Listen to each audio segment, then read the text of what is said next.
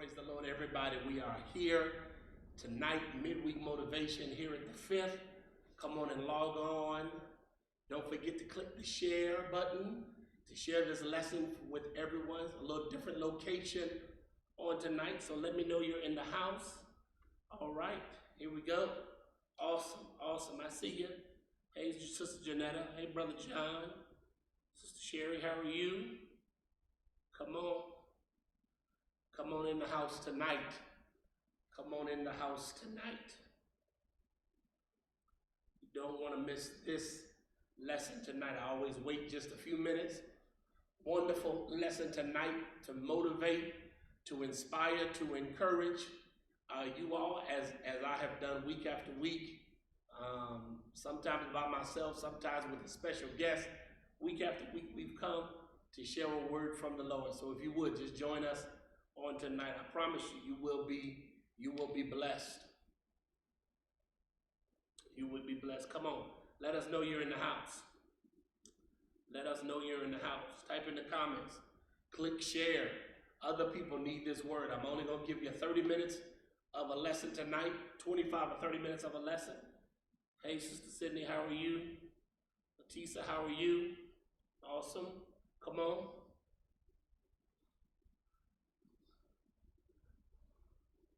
Good to see y'all. Good to see you all. See you all. A few more minutes. A second. We'll wait till we get loaded up. We get people on. You all see we're in a different location. Actually, it's a familiar location, but usually I'm either teaching at home or I'm teaching in the office, in my office here at the church. I decided to do something a little different. Hey, Sister Karen, Sister Tanya, how are you? Of course, my lovely wife, Dr. Sherry. All right. Come on, come on. I see you coming in the room. When people get the notification, it takes them a minute to log on. But we want to make sure that we give everyone a minute so they don't miss any part of this lesson on tonight. We want people to get this lesson on tonight. All right, we're getting there. More people are coming in. Let us know you're here. Hey, Tyler. How are you, Tyler? Brother Avery, how are you? Sister Chess, how are you? Come on. I love it when I see y'all names. I can call your names out. Brother Ron, how you doing? All right. Don't forget, comment. Don't forget to share. Don't forget to like. Like, comment, share. Comment, like, share. Share, comment, like. However you want to do it. Let everyone know that you're on and that your pastor's on. And he has a word from the Lord. Amen? All right, let's go ahead and get started. God, our Father, we thank you for this day. Thank you, God, for your grace and your mercy, your goodness and kindness, for all you've done in our lives. We pray, God, for this word, that it would impact, that it would inspire, that it would uplift, that it would encourage your people. And so, God, we give you glory. God, we give you praise. God, we magnify your name. And so we thank you. Bless all that shall be said tonight, that ultimately you might get glory. And we'll be careful to give your name praise. In Jesus' name, amen. Amen. Sister Blanton, how are you? Good to see you, all right? So a couple of things, beloved. First of all, and I'm going to weave this into my lesson on tonight. I'm so happy to be here in the sanctuary, the august building of Fishery Baptist Church. But more importantly, I'm so happy to have Brother Valdry and of course, my son Chandler. They're producing tonight. Usually it's myself and Dr. Sherry producing all of the shows and online programming. But tonight is Brother Valdry and my own son Chandler working it out. So we're happy for them. So beloved, a couple things. You all know that for many, many months we were doing online programming weekly with the staff, all of our staff. We would meet every week or every other week and lay out the schedule for the month. What we believe is the heart and soul of what the church has to be, and that is a place of empowerment, a place of uplift, and a place of information. And so we provided you our programming. Well, July came, and about the third week of July, we decided to shut the programming down. We all needed to take a break. We all needed to rest, refuel, and refocus. And I give that as a segue to you to tell you that every now and then, when you've done what God has called you to do, God wants you to take a moment to rest, refresh, and to renew. refocus. He wants you to stop for a second, pause what you're doing, and to develop some more fuel. So I told the staff, I told all those who have been on programming with us, help us with things in the church. We're taking a break from doing things. We're going to take the month of August, and we're going to really just sit back and rest and get our minds ready for the fall. We got some great things as far as programming coming up, some wonderful topics to discuss, some information to give you all, and some word to inspire you. And so that is our goal. And so, but I told them, take a break. I needed a break. Dr. Sherry needed a break. The whole staff needed a break. Because if you all have seen week after week after week, we've been providing you with awesome worship experiences as well as online programming that was impactful, that was life-changing. And so I'm appreciative for you all for watching and for everything that you have done, all of your gifts, your tithes and your offerings. Some of you all believe, I know you believe, that if you sow seed in good ground, God will give back to you 30, 60, even 100-fold. I know some of you all believe what the word says when it says, and he'll return back to you all of the years that the cankerworm and all stole from you if you will be obedient in your giving. And so I thank you all for all of your gifts. I'll talk about a little bit more of that at the end of this lesson tonight, but I thank you all. So look for the programming. In just a few weeks, we'll be back up with our weekly programming. Let me get out the obvious that I think you all need to know. Hey, Brother John, how are you? You all need to know it's an exciting time in this country. I'm excited as a result of what happened yesterday, without question, to see the first African-American woman, a woman of color, chosen to be the vice president candidate, along with Joe Biden, regardless of your political affiliation. It was an exciting day to see history being made. And of course, I was here at the office watching her speech, Kamala Harris. And it was an awesome day. Yesterday was awesome with the announcement. Today was even more awesome. Let me tell you why it's awesome. And this leads me in my lesson now. It's awesome because I believe, beloved, that the power of our stories often is what are the things that jettison us to position, to promotion, to our purpose. When you have a story, not a story of inheriting wealth, not a story of living life, growing up with a silver spoon in your mouth, but when you have a story that's been of one of having humble beginnings, and your parents having humble beginnings, your story often leads you to your purpose, where you come from. And what I found out is that many people, sadly, don't cherish their stories enough. And so I was encouraged to hear, and I knew some of that before, the story of Kamala Harris, Senator Kamala Harris. First of all, being raised by two immigrant parents, wonderful story. Raised on the streets in Oakland, wonderful story. She says that she was raised by parents who were in the protest movement of the 60s, wonderful story. Being an HBCU grad, which I am proudly, a graduate, she being a graduate of Howard University, a wonderful story. Being a member of a historical African-American sorority, the Alpha Kappa Alpha sorority, wonderful story. Being elected to office as the first Black woman in so many positions in California, wonderful story. All of those moments in her history often propel you, they jettison you to your purpose. And so I tell people, the lesson I'm doing tonight is there is power in your story. You can't deny it, you can't neglect it, but if you embrace it, it will get you closer to the purpose God has for your life. And so tonight we got a little lesson. My editors, my producers upstairs will put it together for me. There it is. I got a screen on the side. Y'all see the screen? How y'all like that? Pretty powerful, eh? Let's go. I got a couple quotes. You share with the people who are in the right to hear your story. You share with the people who are in the right to hear your story. Also, that was said by Brene Brown. Another quote is, live the story you want to tell. I love both of those quotes because one of the things that we have to realize as we navigate this experience is that even what we've been doing since March till today is a part of the narrative of our story.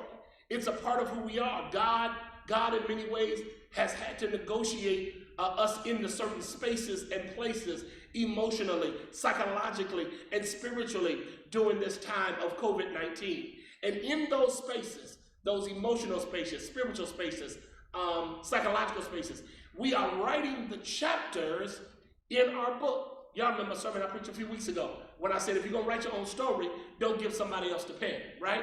So a part of that is the reason why I love the story of Kamala Harris is because people keep talking about on the news her story. Why is story important? Why is it important for not only people to know your story, but for you to know your story? Why is it important for people to know where you come from, what you've been through? Well, that's what we're going to talk about tonight, the power of your story.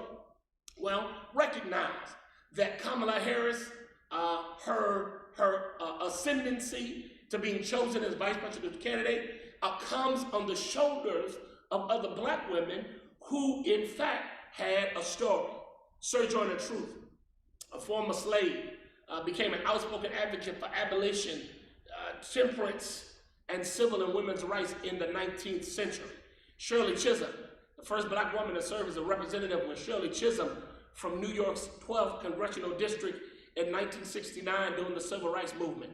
Barbara Jordan, the first African American, as well as the first woman to deliver a keynote address at the 1976 Democratic National Convention. This is just a snapshot. I could call the roll, but each of these women represent part of the tapestry of the stories that are within the context of our culture, right? Each of these women have made their own mark on society, and each of their stories are valuable. So when we see Kamala Harris, we can congratulate her, but we recognize that there were women before her whose stories made her story possible. There are women that came before her that made her story possible.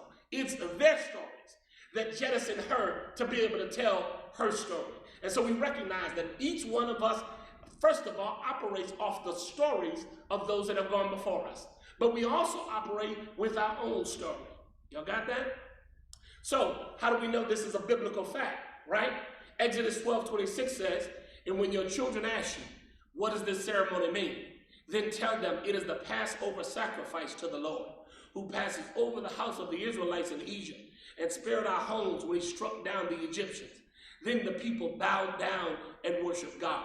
Within Jewish culture, it is custom within Jewish culture at the time of Passover, for on the night before Passover or the night of Passover, the Jewish community gathers and they retell the story of the Passover. Y'all know the story. It began in Exodus when God is sending plagues upon Egypt.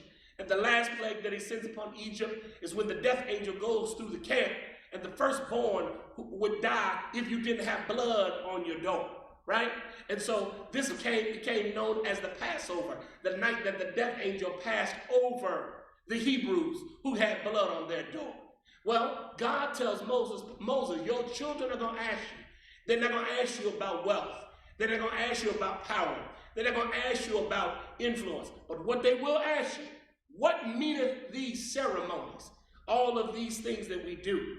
God tells them to tell the children about the Passover sacrifice. Even God understood the significance of storytelling.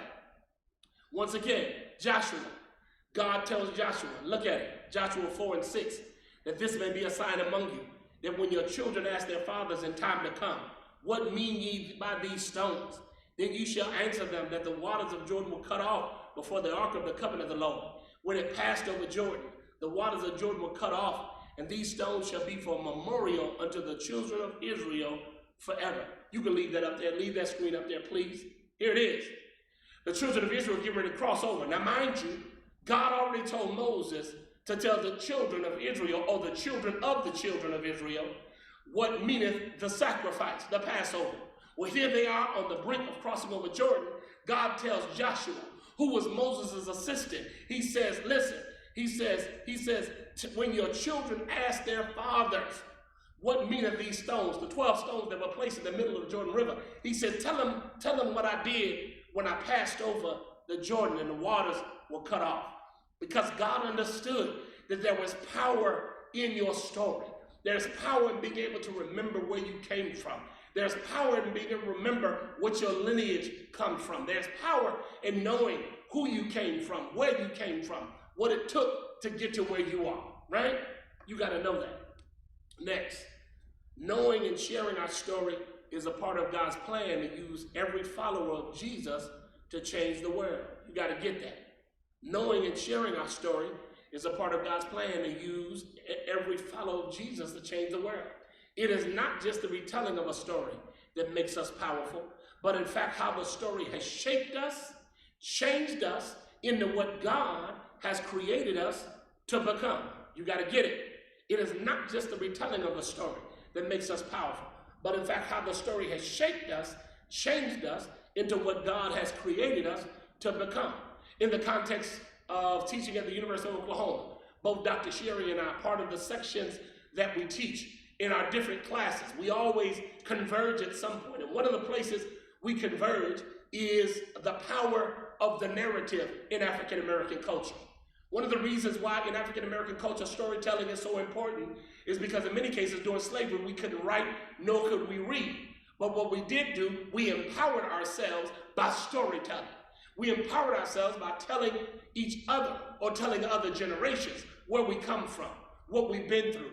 Why? Because it's a biblical principle. If God tells Moses to tell the children of Israel that, if God tells Joshua to tell the children of Israel that, who are we not to do like the Hebrews in the Bible and not share the narrative and the stories of where we've come from? Some of you all can testify. You weren't given millions of dollars to start your own company. Many of you all can tell the story. You weren't given a blank check from your family, but you come from people who had humble beginnings, in many cases who struggled, but still and yet had a faith in God and had values to pass on to generations to come. So I want you all to get that. Far too often, we undervalue our story because it does not seem to be able to stand up next to somebody else's story. I need you to get this. The truth is, your story is unique and was crafted by God for you to in turn share with others about the power of God in your life. God gave you a story, not just for you, but in fact to transform lives and offer hope. Now, don't run on the comments, because I know y'all about to go crazy on the comments. Here it is. Ready? The fact that a woman of color was chosen to be a vice presidential candidate, it unleashes hope all across this world. People say the country, but really across the world. Here it is. That children, little girls of color, even little boys of color, are able to see somebody that looks like them and comes from backgrounds that are similar to theirs. What more powerful story do you need for a young child to be able to look at somebody and have them tell their story about where they come from? And then in turn, they say to themselves, if she can do that, then I can do that. If she can come from where she came from, then I can come where I come from and do what she's doing. That's the power of storytelling. That's the power of the narrative. That's the power of being able to walk in the footsteps of individuals who trusted in God enough that they would not let themselves be defined by the limited perspective of other people based on where they came from.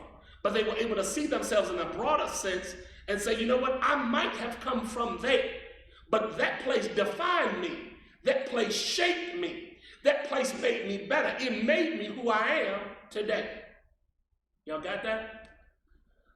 Paul told his story. So if we got Moses, we got Joshua, but now we got Paul. Paul said, I'm indeed a Jew, born in Tarsus of Cilicia, but brought up in this city at the feet of Gamaliel, taught according to the strictness of our fathers, and was zealous towards God as you are today. I persecuted this way to death, binding and delivering into prisons both men and women. If you read Acts 22, you'll see Paul in Jerusalem, and he stands there, and Paul knows in order to win, try to win, persuade these individuals in Jerusalem, the magistrates, Paul began to tell his own story of where he came from, right? Paul understood that I am not here on my own, number one, but that in fact I have a story to tell.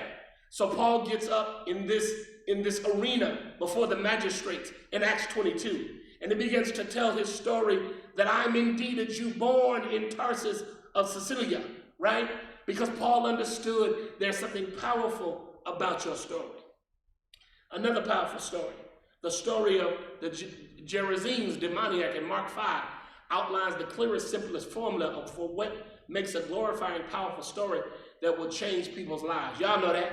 Jesus comes upon this place, and the demoniac is in a cave. He's cutting himself.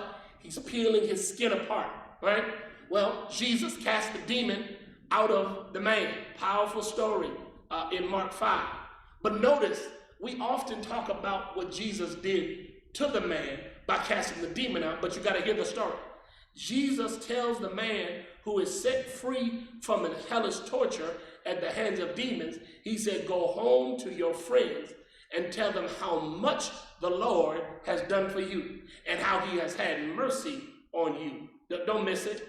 Jesus delivers this man, this demon, out of this man. He cast the demon out of the man. And what does Jesus tell him to do? He says, go home. Go home to your wife. Go home to your friends. Go home to your family.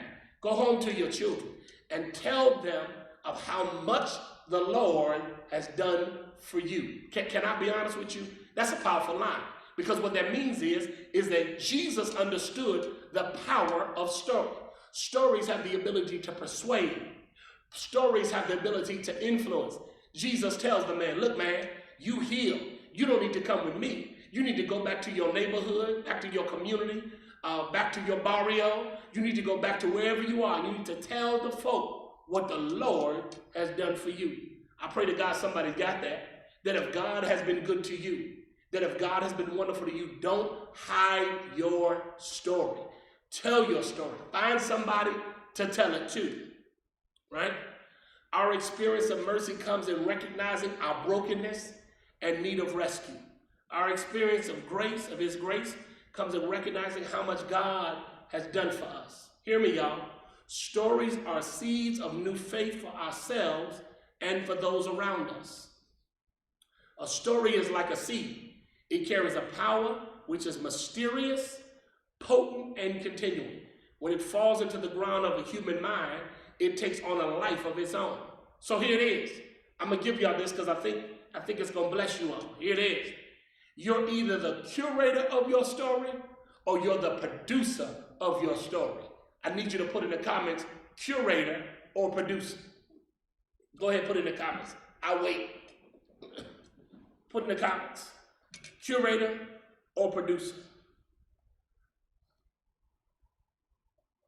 Here it is. Come on.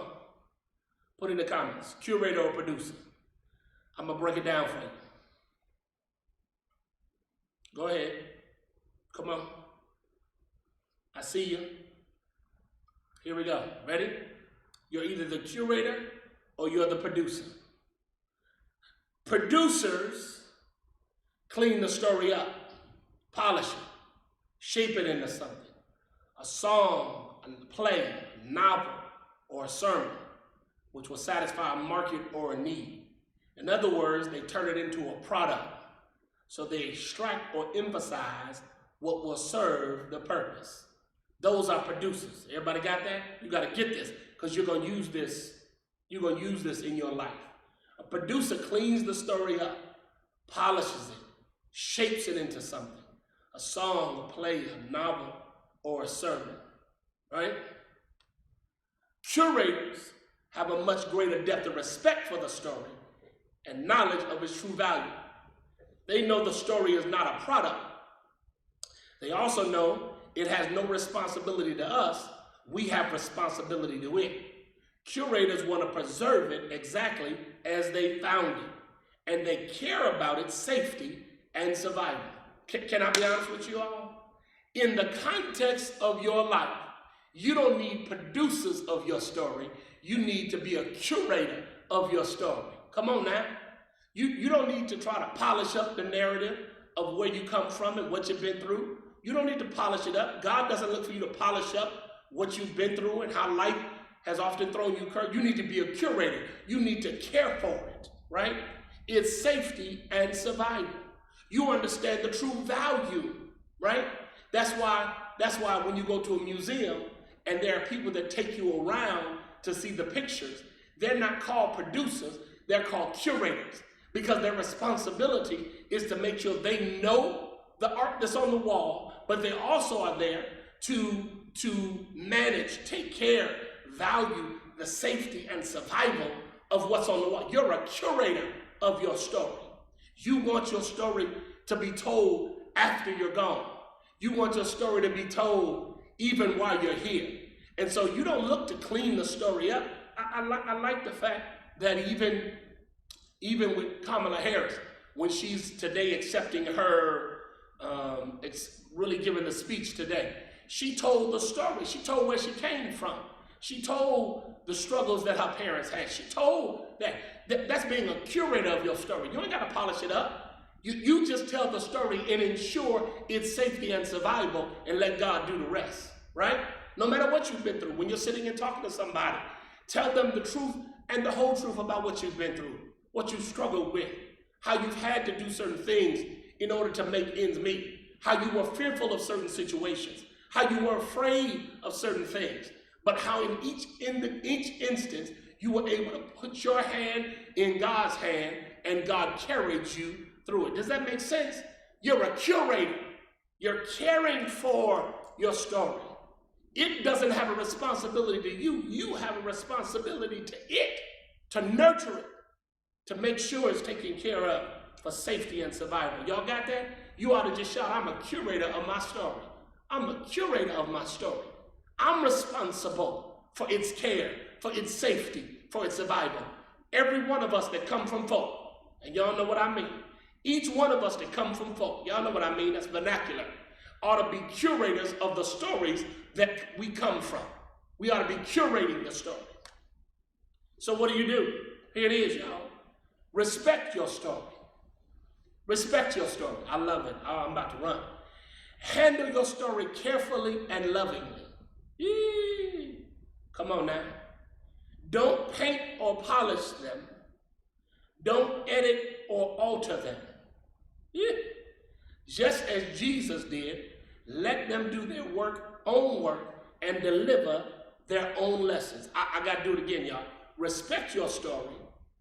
Handle them with care and love. Don't paint or polish them. Don't edit or alter them, but let them do their own work and deliver their own lessons. I'm a run right now. I'm a curator, y'all. Here it is, right? So here it is. Ready?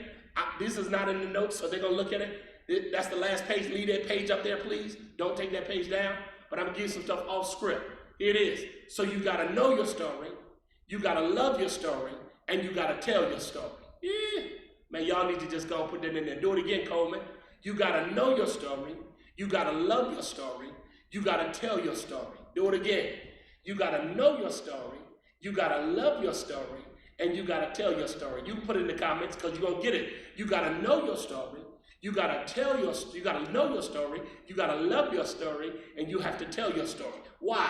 Because here it is.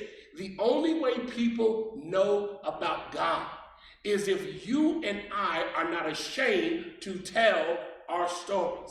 If we're able to tell where we came from, if we're able to tell what we had to go through, if we're able to tell the things that we've been through, right? In order for us to do that which God has called us to do, right? That's why you're a curator of it. You got to take care of it. Even the bad times, even the difficult times, even the weak moments, even the moments of fear and trepidation and depression. When you come out, you can look back and say, that's another chapter, right? That's another chapter. And all we are is a collection of chapters in a book that God has composed about our lives. And what we do now is another chapter that we're adding to the book. Do y'all got that? Know your story. Love your story. Here it is. Tell your story. Add to that. Respect your story.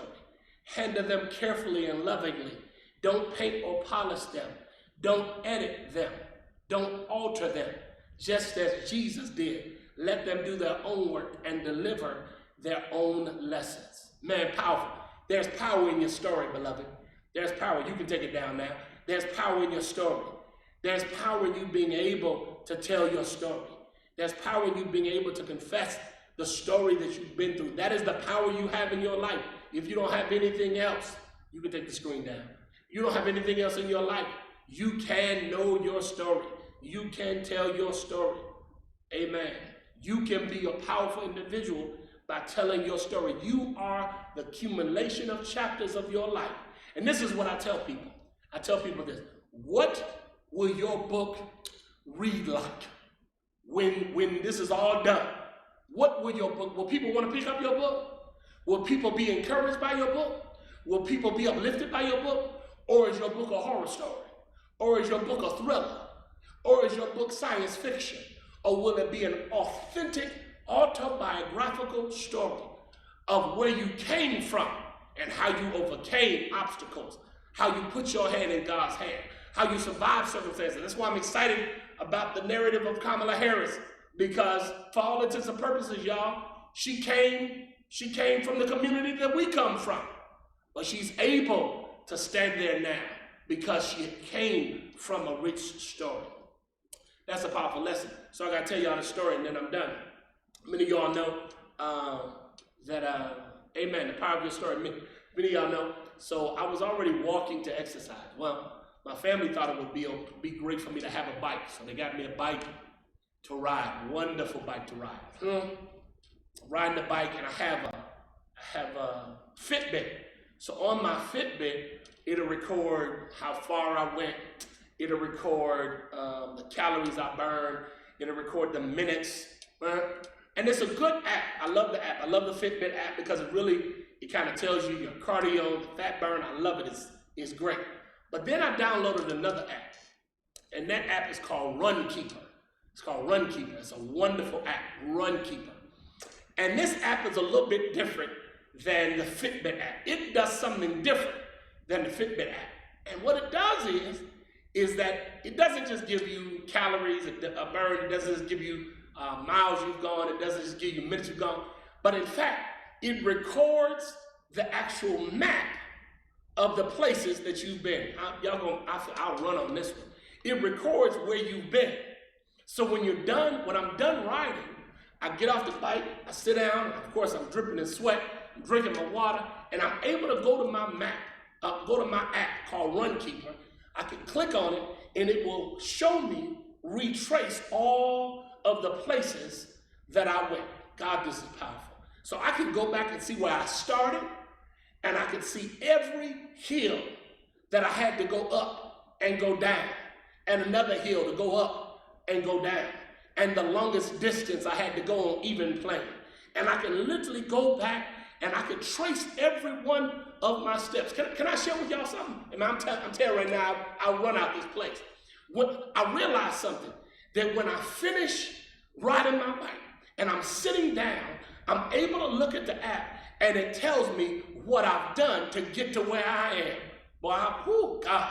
So I enjoy looking at the app, because what it does is it gives me encouragement that if I can go over those hills, that if I can go over those rough places, that I can meet all of those challenges along that course and get back to the place where I started, then that tells me that if I can do it that day, I can do it again. And every last one of y'all, you got a Runkeeper in your heart. You got a Runkeeper in your mind. You got a Runkeeper in your spirit. And it will tell you what you've been through, what you had to go over, what you had to survive, how you had to get from here to get there. So don't ever deny where you've been. Don't ever deny what you've been through. Don't ever be ashamed of the hills you had to encounter, because it is a part of the equation. It's a part of the mix in order to get you to where you are today.